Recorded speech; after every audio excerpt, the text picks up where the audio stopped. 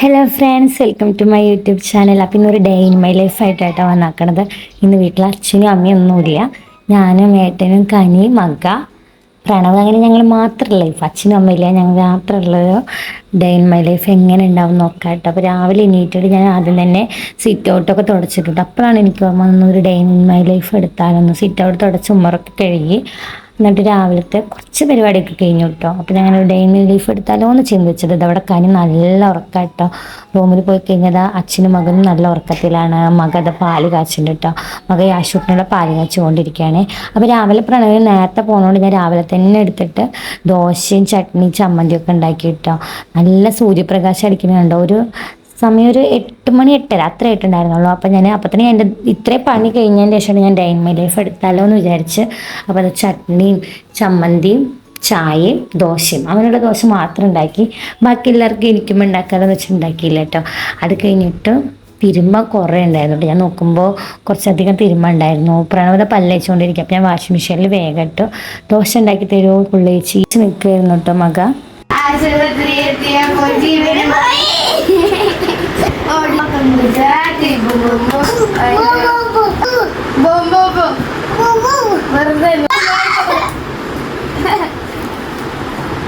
അതെ, മകളെ കാര്യം പറയട്ടെ. ഇവളിനെ എങ്ങനെ നോക്കണമെന്ന് ഇപ്പോഴല്ല ഇവളെ ആൾക്ക് നല്ല ചങ്കൂറ്റ കേട്ടോ. അപ്പോൾ ആളിങ്ങനെ കളിച്ചുകൊണ്ടിരിക്കുന്ന ടൈമിൽ ഞാൻ സാമ്പാർ മുരിങ്ങക്കായും തക്കാളി പരിപ്പിട്ടിട്ട് സാമ്പാർ വെച്ചു. പിന്നെ അച്ചാറുണ്ടാക്കി, ചോറൊക്കെ വാർത്ത് വെച്ചു കേട്ടോ. പിന്നെ വീണ്ടും ഒരു നല്ല കളിയായിരുന്നു, ചെണ്ട കൂട്ടിയിട്ടും ബോളിലൊക്കെ കളിയായിരുന്നു. അപ്പോഴാണ് ഞങ്ങൾ നേരെ ഒരു ഉച്ചയ്ക്ക് ചോറൊക്കെ കൊണ്ടിട്ട് ഒരു 2 മണിക്കായപ്പോൾ നേരെ വടക്കുന്നാഥാനിൽ എത്തിയിട്ട് നമുക്ക് എന്തായാലും തൃശ്ശൂർ പൂരത്തിൻ്റെ എക്സിബിഷൻ കാണാമെന്ന് വിചാരിച്ചു. അപ്പോൾ നമ്മൾ നേരെ അവിടേക്ക് എത്തിയിട്ടോ.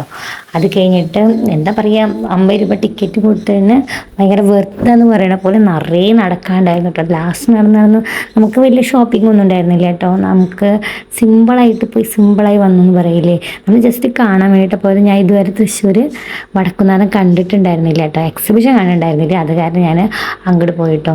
ഞാൻ ഒരു കഥ പറഞ്ഞുതരാം കേട്ടോ. ഞാൻ മറ്റേ നന്ദനത്തിലെ ബാലാമിൻ്റെ സെയിം ഒരു ഫീലിങ്സ് ഒക്കെ ഉണ്ട്. അവളെപ്പോൾ ഗുരുവായൂർ പോകാൻ നോക്കിയാൽ അതിങ്ങനെ മുടങ്ങില്ലേ.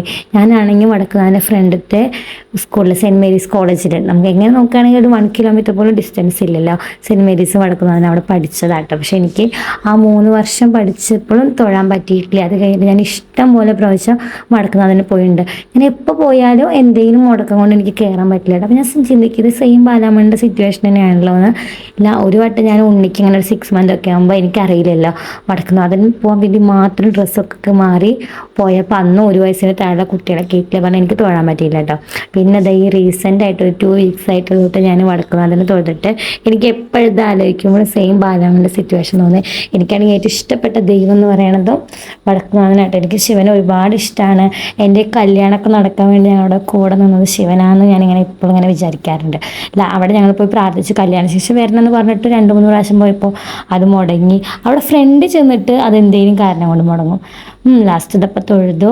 എന്നിട്ട് ഫസ്റ്റ് ടൈം അത് എക്സ്പീരിയൻസ് ചെയ്തു കേട്ടോ. ഞങ്ങൾ 100 രൂപ കൊടുത്ത ഒരു ടിക്കറ്റ് 4 പേർക്ക്, അങ്ങനെ 100 രൂപ കൊടുത്തിട്ട് മത്സ്യകന്യം കണ്ടു കേട്ടോ. സത്യം പറഞ്ഞാൽ ഇതൊരു സാഡ് ഫീലിങ്സൊക്കെ പോയത്. പാവം എത്ര നേരം അങ്ങനെ വെള്ളത്തിൽ കിടക്കണം. അത് കഴിഞ്ഞിട്ട് ഞങ്ങൾ കുറേ നടന്നിട്ട് കുറേ കൂപ്പണൊക്കെ ഇവിടെ ഭയങ്കര ബഹളം കേട്ടോ. കുറേ കൂപ്പണൊക്കെ എഴുതിയിട്ടുണ്ടായിരുന്നു. അതൊക്കെ ഇങ്ങനെ എഴുതിയിട്ടിട്ടിട്ട് ഇങ്ങനെ ഞങ്ങൾ കുറച്ചധികം ദൂരം നടന്നേ. അത് കഴിഞ്ഞിട്ട് പിന്നെ നേരെ പാർക്കിലേക്ക് പോയിട്ട്, അതിൻ്റെ ഇടയിൽ ഇത് പാർക്കല്ല കേട്ടോ, ഇത് ഉണ്ണികൾക്ക് കുറച്ച് റൈഡ് ആക്ടിവിറ്റി ഒക്കെ ഉണ്ടായിരുന്നു, അതിലൊക്കെ കയറി. അത് കഴിഞ്ഞിട്ട് ഞങ്ങൾ കുറച്ച് പാർക്കിലൊക്കെ പോയിട്ടോ. നല്ലൊരു എക്സ്പീരിയൻസ് തന്നെ കേട്ടോ. നമുക്ക് എക്സിബിഷൻ കാണാമെന്ന് പറഞ്ഞാൽ ഫസ്റ്റ് ടൈം അല്ലേ.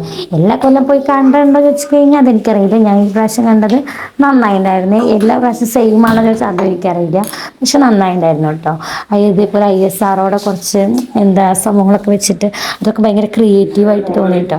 അവിടെ കാണാൻ കുറേ ഉണ്ടായിരുന്നു കേട്ടോ. നമ്മൾ ഈ 50 രൂപ ടിക്കറ്റ് എടുക്കുന്നൊന്നും വെറുതായിട്ട് തന്നെയാണ് കുറേ കാണേണ്ടത്. ഞങ്ങൾ നേരെ എന്നിട്ട് പാർക്കിൽ പോയിട്ട് അത് കഴിഞ്ഞിട്ട് പാർക്കിൽ കുറേ നേരം കളിച്ചിട്ട് അത് ഹിന്ദി മന്തിയോ അങ്ങനെ തൃശ്ശൂർ ബെസ്റ്റ് മന്തി എന്നൊക്കെ പറഞ്ഞിട്ട് അവിടെ പോയിട്ട് ഒരു മന്തിയും കഴിച്ചിട്ട് ഫുള്ള് ഒരു അൽഫാം മന്തിയും കഴിച്ച് നേരെ വീട്ടിലേക്ക് വന്നപ്പോൾ ഇന്നത്തെ day in my life full ഇന്നത്തെ ദിവസം ഇങ്ങനെ പോയി നാളെ ഉണ്ടാവും എന്തോ എന്തായാലും സൂപ്പർ ഡേ ആയിരുന്നു. അച്ഛനും എന്താ മൂന്നാർ പോയെങ്കിൽ ഞങ്ങൾ നന്നായി എൻജോയ് ചെയ്യാൻ പറ്റിയൊരു ദിവസമായിരുന്നു കേട്ടോ. Okay bye.